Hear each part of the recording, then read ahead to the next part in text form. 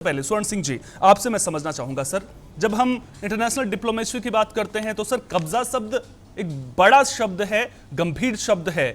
अब जब बालेन शाह कब्जा शब्द का इस्तेमाल कर रहे हैं संसद में, तो आप इसे किस तौर पर देख रहे हैं? क्या ये उनकी अपरिपक्वता को दर्शाता हुआ नजर नहीं आता है, जिस तरह से वो बयान दे रहे हैं? और जिस तरह से काला पानी, लिपियाधुरा या फिर लिपुलेख को लेकर के नेपाल का जो पुराना स्टैंड रहा है, कहीं सेल्फ गोल तो नहीं कर रहे हैं बालेन शाह?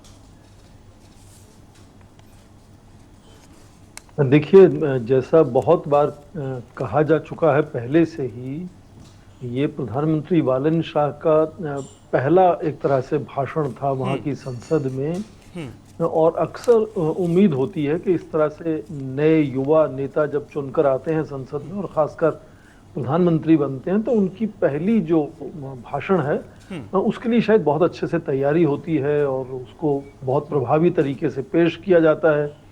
पर जिस तरह से, जिसको अंग्रेजी में ऑफ द कफ कहते हैं, कि ऐसे ही अचानक कुछ कह देना, वो मुझे लगता है सबसे पहले तो थोड़ा सा युवा होने का, आप मुझे कहने की इजाज़त दें तो इमेच्योरिटी का मुझे लगता है कि एक तरह से दर्शाता है उसको। ये इसको लेकर पूरे नेपाल में, वहाँ के युवाओं में, वहाँ के विद्वानों में, वहाँ के पत्रकारों में, नेताओं में, सिविल सोसाइटी में इसको लेकर नाराजगी सामने आई है।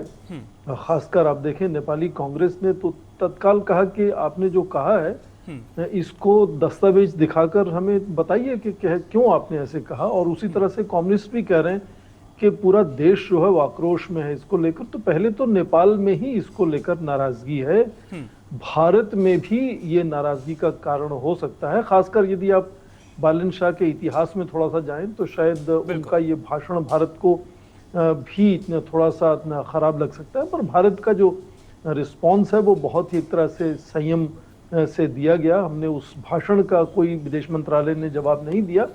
ये कहा कि हाँ, दोनों देशों में सीमा को लेकर कुछ मुद्दे हैं और ये पूरे 1 या 2% पूरी सीमा का हिस्सा है, जिस पर ये चिंता दोनों देशों की लगातार बनी रहती है। पर आपस में तालमेल बनाकर उसको सुलझाना जाना चाहिए, क्योंकि हिमालय तो ऐसा क्षेत्र है कि जब ये देश आजाद हुए, भारत आजाद हुआ, तो सीमाएं बिल्कुल ठीक तरह से कहां पर है इसको ढूंढने में समय लगा। और उसमें तालमेल बनाना पड़ा, चीन का, भारत का नेपाल का। तो तालमेल उसमें ज्यादा जरूरी चीज है। और यदि इस तरह से इमेच्योरिटी से आप कोई भाषण या कमेंट्री कर देंगे, नेपाल के इतिहास में ही किसी भी नेता ने, किसी भी प्रधानमंत्री ने इस तरह की बात नहीं कही है, ना संसद के अंदर, ना बाहर, ना नेपाल के अंदर, ना नेपाल के बाहर। तो अपने आप में ही ये थोड़ा अजूबा है कि इस तरह उन्होंने अचानक कुछ कहा कि कुछ भारत की भूमि नेपाल की ऑक्यूपेशन में है। वो अपने आप में बहुत, मुझे लगता है, मैच्योरिटी एक तरह से दर्शाता है। और खासकर उसमें यूनाइटेड किंगडम को लाना, जबकि नेपाल और भारत लगातार यही कोशिश करते रहे कि हम जो साम्राज्यवाद का एक था अध्याय, उससे बाहर निकलें। भारत के प्रधानमंत्री बराबर बात कहते हैं कि हमें डीकोलोनाइजेशन ऑफ माइंड करना है, कि हम आजाद तो हो गए, पर क्या हम सोच में भी आजाद हुए या उस साम्राज्यवाद से बाहर निकले हैं? तो ये फिर से कहना कि यूनाइटेड किंगडम का उसको कुछ, उसकी दिलचस्पी या योगदान होना चाहिए। तो मुझे लगता है कि इसमें बस केवल इमेच्योरिटी है। इसीलिए उनके अपने साथी जो मंत्री हैं, अपना जो विदेश मंत्रालय है, वही लगातार सफाई देने की कोशिश कर रहा है। कुछ तो लोग वहां उनसे माफी मांगने तक की बात कर रहे हैं। तो ये मुझे लगता है थोड़ा सा इमेच्योरिटी से आ गया है। उन्होंने खासकर जोर ये देकर कहा कि परसेप्शंस का डिफरेंस है, पर जिस तरह से उसका परिभाषा बाद में निकली है, वो थोड़ा सा तल्खी ला सकता है भारत और नेपाल के संबंधों में।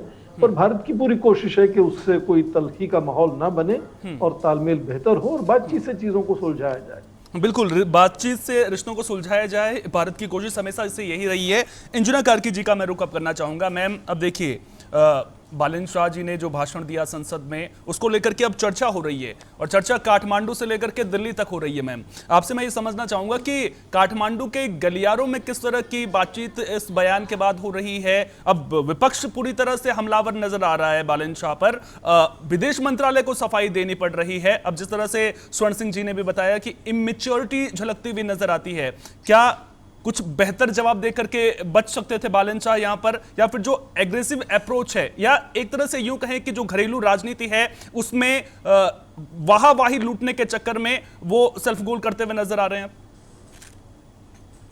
Thank you so much. क्या है कि नेपाल के अभी संसद में 2 दिन पहले के संसद में नेपाल के प्रधानमंत्री बालेन्द्र शाह जो 35 साल उम्र की है, वो इनमेच्योर तो कंफर्म है क्योंकि तो उसका उम्र भी कम है हमारे देश का, और आपका देश का प्रधानमंत्री का उम्र देख सकते हैं कि 60 से बड़ा उम्र होना चाहिए, एक क्राइटेरिया हो रहा है। दूसरा चीज क्या है कि जो चीज उसने बोला संसद ने कि इसका परिभाषा गलत तरीके से भी इंटरप्रिटेशन कर रहा है, इसने ये क्या बोला कि संसद ने, ये आप लाइव रिकॉर्ड भी देख सकते हैं, फुटेज भी है, उसका बोल का रिकॉर्ड भी है, कि उसने बोला कि भारत और नेपाल के जमीन जो है, जो समस्या है, ये अभी का समस्या नहीं है।